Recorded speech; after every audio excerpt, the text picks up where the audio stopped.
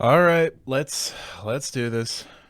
Hey, what's going on, guys? Welcome back to another video. In today's video, I'm going to be reacting to new YouTube CEO is scary. Now, it's a moist critical video, and I usually don't watch his videos because he mainly does drama, and I don't like to get into drama on my channel, but this one seemed non-controversial and important enough that I should probably pitch in and give my 2 cents.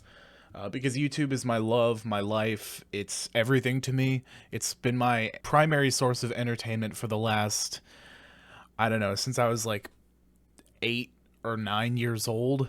So, yeah, YouTube is really important to me.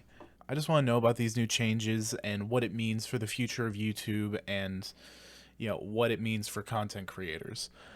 Because those are my people, those are the people I love, and that's what I am now. I'm not a big one by any stretch of the imagination, but I still am one. I still like to put out content.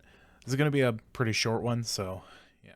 Yesterday, the CEO of YouTube stepped down. Susan announced that she would be walking away from the company and would be taking on a smaller role at Google, and she'd no longer Okay. be the public face of YouTube, a face that has historically been treated like a toilet seat by the community.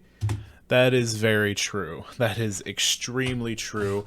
Anytime anything has gone wrong with YouTube, like the whole thing with the 10-minute videos, people were complaining about shorts, people were complaining about YouTube favoritism. There's been a lot of YouTube's had a really rocky history. But I mean, as big as it is, it's inevitable that it's going to make some mistakes or that some things are going to happen that aren't going to be well received by the people that watch it. It's very easy to blame the CEO because, yes, technically they run everything, but not literally everything that happens is overseen by them. So, yeah.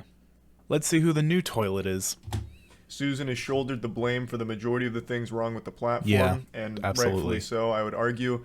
She's basically just been the community's spittoon. For any time there's something wrong, people just start spitting on her and accusing her of being the mastermind, the puppet master behind all of the bad decisions. Whether or not Accurate. that's true, I have no idea, but she Yeah. was the CEO, and there were a lot of things that needed fixing, never got fixed, and YouTube has been in a tumultuous state over the 9 years of her at the helm.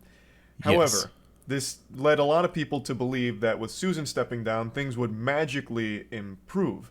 A lot of people were pessimistic, but then over the course of the night, I noticed a lot more people being like, this is great, the platform's gonna be saved, holy shit, now we can have fucking Captain Underpants come in here and bring about the golden age, or, this and that.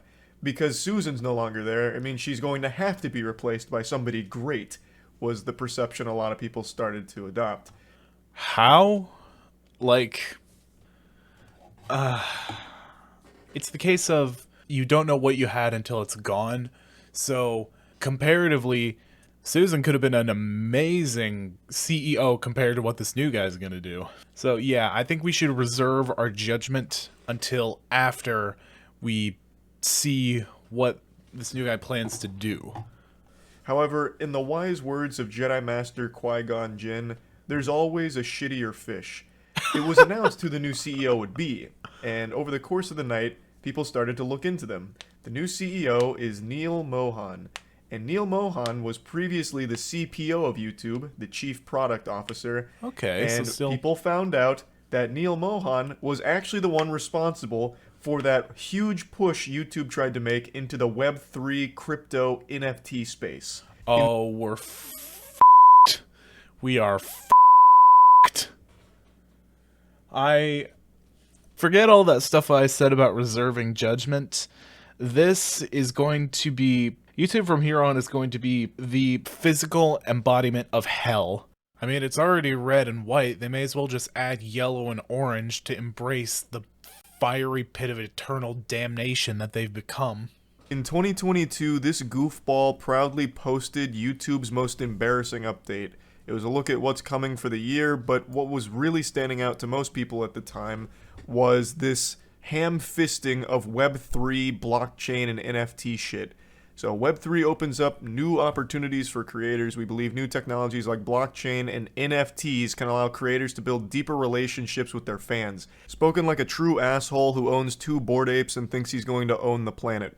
Yep. Together, they'll be able to collaborate on new projects and make money in ways not previously possible. For example, giving a verifiable way for fans to own unique videos, photos, art, and even experiences from their favorite creators could be a compelling prospect for creators and their That audiences. sounds So basically, terrible. just trying his best to justify an inclusion of Web3 crypto NFT shit. I'm going to tell you right now, NFT is one of the yuckiest words in the human language right now. Completely agree. It is an acronym that elicits more pain than CBT, ball torture. It's painful, Gonna have to censor and it's that. synonymous with scams. And this was during a time where NFT crypto scams were still rampant. It's not like this was before the huge wave of bad actors came in and ruined NFTs. No, NFTs have been a scam for quite some time, even during this time that Neil tried to push it to YouTube. So there was huge pushback, and I guess somewhere along the pipeline, some team decided to slap this idea down, because we got lucky enough to not have it come to YouTube. But now that NFT Neil's at the helm here, the one at the top of the food chain calling the shots, who's to say he won't dust off this little poop nugget here that's an absolutely atrocious idea? And maybe this time around there's not that rogue vigilante Batman to say, not on my watch, and decline the idea. He is, like, the leader now of YouTube. And it's a little concerning how hog wild he wanted to go with Web3 coming to the platform. So that is very, not great, and a lot of people are much more pessimistic now after learning about this. But it also gets even worse. As Chief Product Officer of YouTube, that means Neil would have also had a hand in removing dislikes. That is easily the absolute worst idea that YouTube ever came out with. I don't know how it's still a thing. Well, no, I do know how it's still a thing because it makes brands look better. The thing is, I don't understand, why can't they make it an option? They can give you the option to have dislikes on or off so that your audience can see them or not. You know what? Let's just keep going. Not putting this entirely on his shoulders, this was a decision made by a lot of people at the highest level of YouTube. A bad but decision. Neil, as the CPO, would have 100% had a say in it, and it's very possible that he was for the removing of dislikes, which is another huge problem. That is still one of the worst features, or really removal of a feature, YouTube has ever had, and they still haven't backpedaled on it. Charlie. And with Neil at the helm, I'm very less optimistic about it coming back, since he was already in a position that likely played a huge role in bringing it to the platform in the first place. I see a lot of people misattributing this solely to a Neil idea, but I can find no information on him being the one that proposed it. He was just leading a team that obviously worked on it. So maybe there is a chance Neil was outspoken against it but overruled by his peers. I'm hoping that's the case. I hope so like I too. said, there's a very easy layup here with Neil as CEO to immediately earn the trust of the entire community, and that's to announce that dislikes are coming back. Dislikes will be public again. If he did that tomorrow, he's like, listen guys, I'm a champion of the people here. I'm bringing back dislikes. This was awful. I don't know what we were thinking. We were drinking stupid juice at the office when we came up with this idea. It's coming back. If he did that, everyone would immediately rally behind him and be like, oh my god, YouTube could possibly improve. He's going to listen to community feedback. This is great.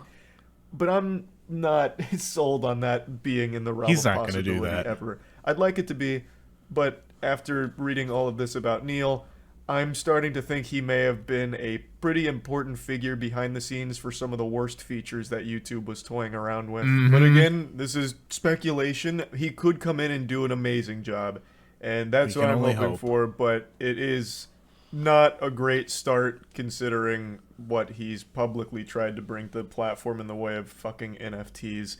Like that, the fact that he proudly posted about NFTs coming to YouTube and him wanting to be the one to spearhead the operation, that's just such a bad look off rip. Like that, It really you is. couldn't have started your reign as CEO in a worse way. It would have been better if his fucking nudes leaked. Like that's so Yeah, much 'cause no one worse would care as about being that. the guy trying to bring NFTs to the platform. Oh my god. But again, it remains to be seen. He could come in here and knock it out of the park, really fix up YouTube, really bring it to a better spot. Hopefully that'll be the case. I'm going to try not to focus too much on his past and instead look more at his future here as YouTube CEO. So yeah, anyway, just wanted to talk about this just a little bit. That's about it. So yeah. Well, you know, I was scared before, but I'm even more scared now. NFTs? NFTs on YouTube.